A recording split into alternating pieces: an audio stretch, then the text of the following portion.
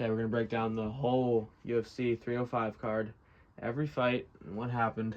Started off with first now we went 6-5. Yeah, I don't want to talk about it. It's not good. It's technically 7-4 if you want to count robberies, but started with Nicole getting guillotined to sleep. So that was nice. Started off the night wrong pick. It started off well for him. He was able to get him down and control him against the cage really well. He got him down and was ground and pounding him at the beginning, which looked really good, but then he did a cartwheel and then got his back taken, and then he went for the takedown and got put in a guillotine, and he never let it go, and he ended up tightening it and putting him to sleep, which is crazy. Shout out to Jesus, because I really thought Nicole was going to get it done. And shout out to the ref, because he did something every ref should do when there's an unsure opponent, you're unsure if they're awake. He literally just lifted his arm, checked if it was limp, and dropped it, and it was limp, so he stopped it. That's all you did to do, refs. That was so high IQ from him. Like, perfect reffing. I don't even know who it was, but yeah, he was out. He was done, which I don't know for how long. It might have been instantly once he tightened that guillotine, but I didn't think he was out, so that's crazy. Yeah, respect to Nicole for not tapping, but he lost. Let's move on. Moving on to Song Kenan beating the fuck out of Ricky Glenn for 3 rounds. Now, somehow, Ricky Glenn, man, he fucking dropped him in the first 20 seconds and almost finishes him. But Kenan recovers well and proceeds to box him up and defend every single takedown with ease for the next 3 rounds. Like, Kenan, it's weird. I don't think he hits that hard, because if he did, he'd be able to knock out Ricky Glenn, who was literally just, he wasn't punching. He was just reaching. He was just reaching his arms out to his face and just measuring distance. And then with his calf kicks are so bad. I could kick harder than that. I swear to God. I could kick twice as hard as that. I swear, guys. My low kicks are nasty. Like, they just looked so undangerous. It was so bad. Yeah, terrible performance from Ricky Glenn. I might be having CT, but I don't think Ricky Glenn was able to get him down once. I don't think he got him down once. Song stuffed every single takedown because they were so bad. And he was also gassed in like halfway through the fight. So was Song, but he was still kind of recovering from that first droppage in the first 30 seconds. So you got to give him props for that, for coming back and beating Ricky Glenn. Thank God, because that would have looked really bad if you got finished by Ricky Glenn. We're just going to move on. I don't care about this anymore. Next, we had Tom Nolan putting on a pretty good performance against Alex Reyes. Alex Reyes looked all right. I think he got hurt a few times, if I remember right. He was getting hurt a decent amount. I think he got dropped at least once or twice. I forget. It was kind of these prelims were kind of a blur. I was paying attention, but I don't know. They kind of blend together. But yeah, we all knew Tom was gonna win. He was like a -1500 favorite. We knew. He looked good. Looked good with the boxing. I don't really know who he should go for next, but yeah, it was a decent fight. Moving on to Jack Jenkins, my boy, putting on a masterclass against Herbert Burns. Oh my God. Yeah, he's going to be, I think he'll be cut. He should be. Pulled guard like 12 times in an MMA fight. Fuck out of here. But yeah, he looked terrible. Except for Jack Jenkins getting taken down, I think. It was definitely once, if not twice, and getting controlled there, which looked really bad. Especially against a soy boy like Herbert Burns, which... yeah, the finish was basically a leg kick TKO. The low kicks just got to Herbert really bad, making him pull guard after getting hurt on the feet again, and the ref told him to get up. He hesitated. The fight was over, which that's good reffing. Some refs would have been like, what's wrong? What's the issue? Do you need a second? No. If they cannot continue, the fight is fucking over. And thank God Margado don't fucking play with that shit. The fight's over. It's over. No, it's over. Thank God. Because he wasn't getting up. So, Yeah, he probably hurt his leg really bad. Jack Jenkins looked really good with the boxing and the kicks. Yeah, give him a good next opponent. He's gonna be a good contender. As long as he can fix that takedown defense, which he can. It's not that big a deal. But yeah, cut Herbert Burns. Go flip some burgers or something, or jump in Gilbert's corner. I don't know. Yeah. Casey O'Neill won against Lara Santos. Cool. Let's move on. Guys, I'm not gonna lie. I did not watch this fight. Joshua Kulbau versus Ricardo Ramos. I did not watch it. I was eating.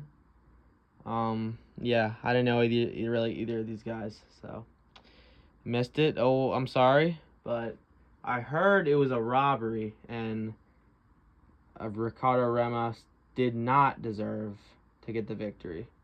So, I really went 7-4. So I take this as a W. I should have watched it, but I don't think I really missed much. Just some submission attempts, and some mid striking. Moving on to Johnny Walker's brother, his stupider brother somehow, getting a heel hook submission in the UFC in 2024. And it wasn't only a heel hook submission, it was a verbal tap, moaning TKO, basically, heel hook. He went for a fucking heel hook and it worked? What the fuck? That's not supposed to happen. And, like, yeah, he didn't tap or break anything. He just yelled and the ref said, it's over. You're done. So, that was weird. I don't really know how to feel about this one. It was kind of crazy. I don't care, because the Tafa Bros are shit. Cut both of them. Keep this guy around. He got a heel hook somehow. So, respect, I guess. Finally on the main card. Now, the main card. The prelims are right. This was good. This was a fun card. Started with Li Jinglang being publicly executed. He's dead. As you can see on the screen, he is dead. He's not, but here's the reel of him actually lying there on the ground. Yeah, sad shit, man. The next one's even... I need to stop saying I'm sorry. The next one's even worse. So, yeah. Li Jinglang gets completely dominated by Carlos Prates easily. He didn't really have anything for him to throw back. Not really. Not really anything that of significance that hurt him.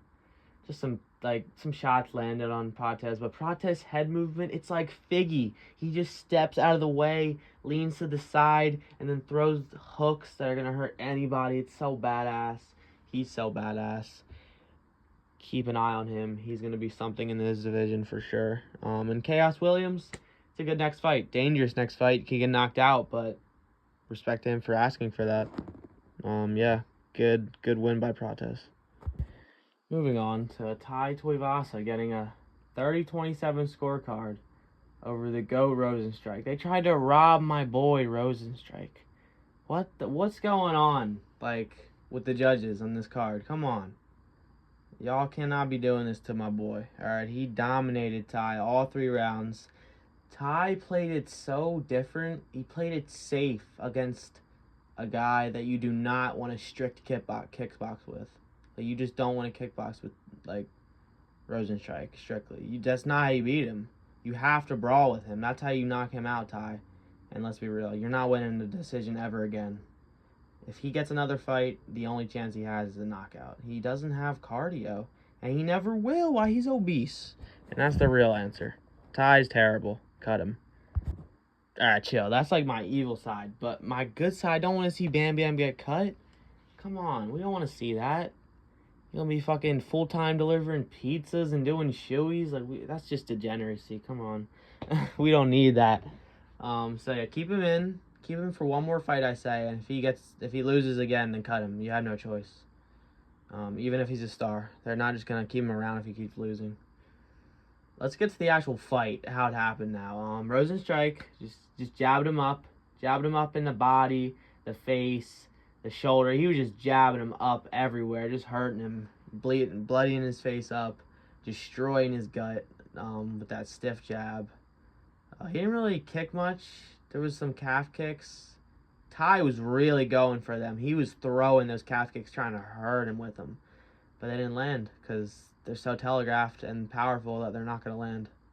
Like, that's the thing. That the Thai doesn't get it. You need balance. You can't just throw him with full power. Like, alright, who am I trying to give Thai advice? I'm not a fighter, but...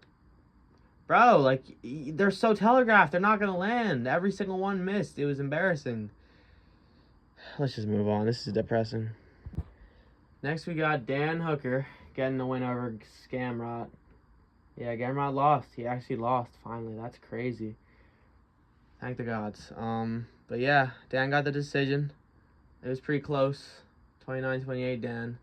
I did think Gamrot won first time watching it. I don't know if that makes me an idiot, because I'm someone who sides with damage-based scoring, but I don't know. I thought Gamrot was hurting Dan more than he actually was, and he didn't get a single submission attempt that was close. He did nothing with his takedowns. Yeah, Dan definitely deserved to win that. He hurt Gamrot multiple times, outstruck him slightly, I'd say, because it's not just about the numbers. It's not just about the volume. It's about the actual significant strikes. That's what people don't get. People are tweeting like, oh, the official stats. The official stats are less useful than my videos, okay? You guys are better off listening than me, I swear. I know I'm not much help, but that shit is less help. That is pointing you in the wrong direction. They're never accurate. Don't use them, okay? To move on. Actually, no. We have to talk about the Dan. I don't know. He got like high on blood during the fight or some shit in the corner, just saying how he loves it. That was so badass. I love Dan. Like, I'm so glad he's actually going on this run. Like, we got to keep him around. He puts on bangers. You know, I see a lot of hate for Dan now. I don't know why. I really don't. He's just funny on the mic and his fun fights. Like, I don't really get it, but Dan's the GOAT. Moving on to the co-main event. Steven Ursay got knocked out by Kai France in the very first round. Yeah, man. Do I need to say more? I mean, this hurts, bro. Yeah, he's done. No, I'm kidding. But Ursay got knocked out cold, basically. He didn't, but it was a TKO. But the first shot that got him literally laid him out flat like he was dead. And then he got up because his head hit the ground and knocked him back unconscious. Or back conscious. I don't know. But it doesn't matter, man. He lost. He didn't do well in any moment of the fight. I mean, he needed to shoot a takedown, and he just didn't. I don't know. I don't want to talk about it. Congrats to Kai. We'll probably get a title shot, or at least a title shot, a number one contender shot. I don't care, man. Just move on. Alright, thank God this one went my way, because the main card was good, but it was very sad. And this was a very, very, very good time. Dricus Duplessis submits Israel Adesanya in the 4th round. After winning the fight, he was winning. I don't want to hear it, okay? Maybe it was 2-2, okay?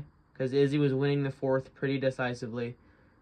He was really boxing him up. I was getting scared, because I was saying, if Dricus is gassed and he can't dominantly win the 5th round or finish in the 5th round, he's gonna lose. Like, they're gonna give the scorecards to Izzy. You know they are.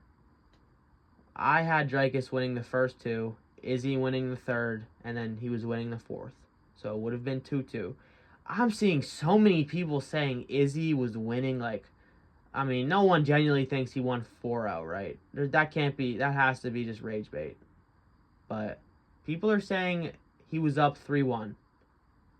Like, dude, come on. Dricus won the first 2 rounds. Maybe I have to rewatch it, but he won the first 2 rounds. He was hurting Izzy more than Izzy was hurting him. Izzy was outlanding him slightly probably, but Izzy got tucked down. I mean, yeah, he just won the rounds. It's simple as that. Moving on to the post-fight. They made up, and I talked about this a little in my last video, but I'm not going to lie, I don't like it as much now. I said I liked Izzy for it because it was wholesome in the moment, but no. it makes him seem so fake. Like, you were fighting for your family, you're fighting for Africa, and you just don't care anymore. You don't care about losing it. You're not going to cry for the rematch saying you were winning like you usually would do. Like, Izzy's not one to make excuses after a loss, but I don't know. I just think it was weird. And then they kissed. He kissed his hand and put on Dricus' face. Yeah, but Dricus is the gay one kissing dudes. Yeah, they're both gay. All right, you know that. Let's just move on. Yeah, that's it. That's the whole card. Nothing really crazy happened in the post fight press conference, which usually a lot is said. I didn't even watch the Dana one. Was there a Dana one? I don't know. Maybe he said some shit. Probably glazing. John Jones is the best of all time. But yeah, really good card. I give it like an 8 out of 10 because the prelims weren't that good. But the main card, amazing. I loved it. Dricus got it done. I knew he would. And one more thing. Just for everyone on Twitter, including the fighters, saying, so to sum it up, yeah, Dricus just doesn't have much skill, but he's a real hard worker. That is such cope. I don't care if he doesn't look technical. The wildness, the explosiveness of him and his strikes and his takedown entries and his chokes, that is his skill. Like, why are people saying he doesn't have skill as a fighter? It's so corny. It's such a cope answer to that. Like, just accept he's already the third best middleweight of all time, because he is. He might be fourth. I don't know. I mean, it's Izzy, Rob, him, and Anderson. That's the top four. I don't want to hear it. It's not debatable. He's beat Sean, Izzy, and Whitaker in a row. Yeah. We in the Dricus era. See you guys in the next one.